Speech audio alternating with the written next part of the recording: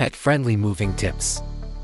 Moving pets in the summer, it is imperative that you plan ahead and shield them and make them comfortable during every part of the move.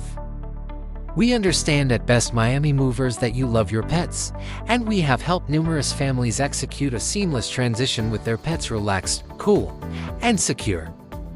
Start with preparation. Before moving day, it is a great idea to introduce your pets to their carriers or crates if they have not already. Place them out where they can be viewed, add some of their favorite toys or a favorite blanket in them, and let your pet find it at its own pace. This single step alone can reduce stress when the time comes to go. Settling into the new home. Once we've unloaded and your belongings are in, create a quiet space just for your pet.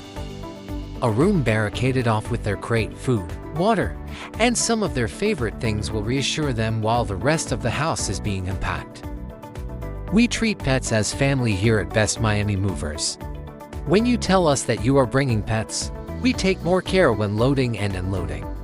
We go more slowly and carefully near pet spaces, and we are more than willing to follow any instructions you have regarding doors being closed or rooms that you prefer are not accessible.